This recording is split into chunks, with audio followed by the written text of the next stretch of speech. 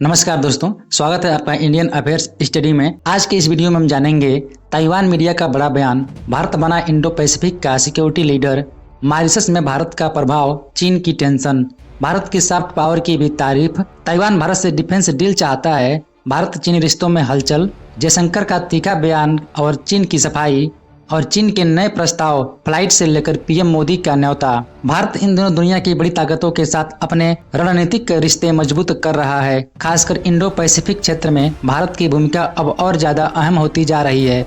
हाल ही में भारत और ताइवान के रिश्तों में गर्मजोशी देखने को मिली है, जिसे देखकर चीन परेशान हो गया है। ताइवान की मीडिया लगातार भारत की विदेश नीति और डिफेंस सिस्टम की तारीफ कर रही है। यही वजह है कि अब चीन भारत से सीधे तौर पर दोस्ती का हाथ बढ़ा रहा है। ताइवान में हाल ही में ताइवान टॉक नाम की चर्चा के दौरान भारतीय विदेश नीति की तारीफ की गई। खासकर चागोस द्वीप समूह को लेकर भारत की रणनीतिक पकड़ को सराहा गया। ताइवान की मीडिया ने इसे भारत की बड़ी जीत बताया। चागोस द्वीप हिंद महासागर में स्थित है और यह सामरिक दृष्टि से बहुत अहम माना जाता है। यहाँ अमेरिका और ब्रिटेन का संयुक्त सैन्य अड्डा मौजूद है। अक्टूबर 2024 में ब्रिटेन ने चागोस द्वीप की संप्रभुता मॉरिशस को सौंपने का फैसला किया। मॉरिशस में भारत का खासा प्रभाव है। वहाँ की 70% आबादी भारतीय मूल की है। भारत वहाँ के राष्ट्रीय सुरक्षा सलाहकार और कोस्ट गार्ड प्रमुख की नियुक्ति तक करता है।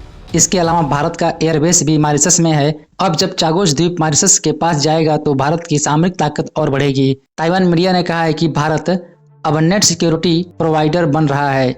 इससे भारत चीन की पनडुब्बियों और समुद्री गतिविधियों पर बेहतर नजर रख सकेगा। भारत का प्रभाव इतना बढ़ गया है कि चीन के लिए इस क्षेत्र में पैर जमाना मुश्किल हो गया है। ताइवान ने भारत की सॉफ्ट पावर की भी तारीफ की। उदाहरण के लिए भारत ने मॉरिशस में मेट्रो प्रोजेक्ट और सुप्रीम कोर्ट बिल्डिंग बनवाने में मदद की। ताइवान मीडिया का कहना है कि भारत न केवल सैन्य रूप में बल्कि विकास और लोकतंत्र के जरिए भी अपने प्रभाव को बढ़ा रहा है। और ताइवान ने यह भी कहा है कि भारत और फिलीपींस, वियतनाम जैसे देशों को सैन्य उपकरण दे रहा है, लेकिन अब समय आ गया है कि भारत ताइवान के साथ भी डिफेंस डील करे। ताइवान भारत के मिसाइल सिस्टम और रक्षा तकनीक में काफी दिलचस्पी दिखा रहा है।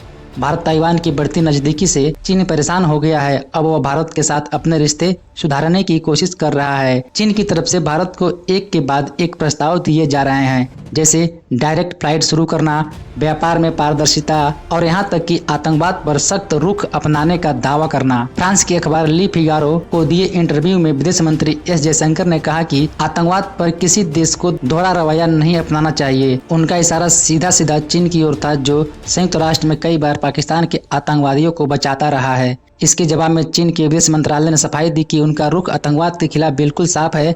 उन्होंने कहा कि चीन हर तरह से आतंकवाद का विरोध करता है और भारत के साथ रिश्तों को सुधारना चाहता है।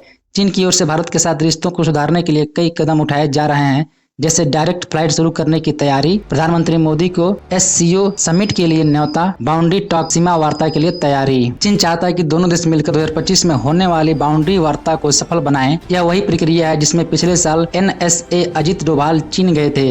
हालांकि चीन दोस्ती का हाथ बढ़ा रहा है। चीन कई बार धोखा दे चुका है, चाहे वह डोकलाम हो या गलवान। इसलिए भारत को हर कदम सोच समझ कर उठाना चाहिए।